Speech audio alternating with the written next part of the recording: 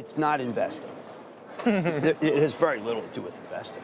It has a lot to do with actually the poor mechanics of this instrument.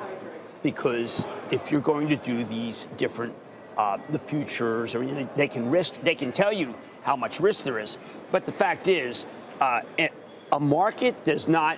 This market doesn't produce even more tulips. I mean, let's say it was that analogy. But you can't find supply, so they have to reach until supply is felt. But that's not investment.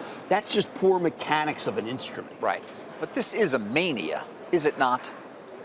Yes, it is. We could. Joe Kerner was asking me about the whole size of it, and that's a problem. I mean, one of the things you could say about this is it's going to be a $1 trillion market, and it's at 250 billion, and it has to get to $1 trillion before people realize, you know what, I've made a huge amount of money, and bears make money, bulls make money, but hogs get slaughtered. There seems to be no element of piggishness among the buyers. Right. The level I mentioned earlier, ending the year at 2 million at this rate pace of gains, would exceed the value of all U.S. listed market cap.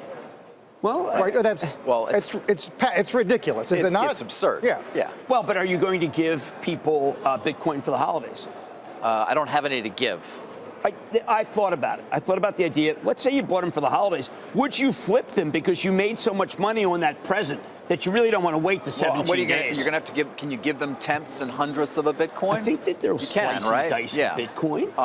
What about the mining of Bitcoin? Slices? What about these reports, Carl, that it's going to use enormous amounts of electricity to mine all this Bitcoin? The draining of the power grid. We remember a couple of years ago we mined some with John Steinberg here on set. Yes. And the electricity requires to keep the computers cool from all this data mining is high. Well, remember, it's a rivalry among Lisa Su at Advanced Micro and Jensen Huang at NVIDIA, who've got they're like Levi Strauss. They're like arms merchants. They have the picks and they have the shovels. Well, they're selling into the blockchain as the whole blockchain infrastructure. Right. Well, I mean, Venezuela, there's just a huge number of people using these cards to try to find more Bitcoin.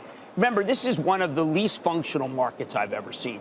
Don't have a lot of supply. People don't understand how supply comes in.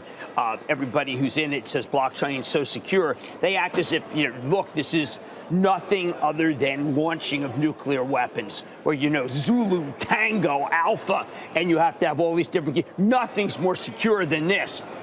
Some people from IBM reached out to me about blockchain for dummies because all of the penumbra around Bitcoin is to say this is the only true currency. Now, there are people who are going out and saying the truth, which is what happened to gold. Now, we find 1% more gold per year. So it's got that characteristic. But there is a lot of gold at least around, so it can't have a parabolic move. We're not finding 1% of Bitcoin a year, apparently. But we're just not getting that new supply of Bitcoin. Yeah. Hey there, thanks for checking out CNBC on YouTube. Be sure to subscribe to stay up to date on all of the day's biggest stories. You can also click on any of the videos around me to watch the latest from CNBC. Thanks for watching.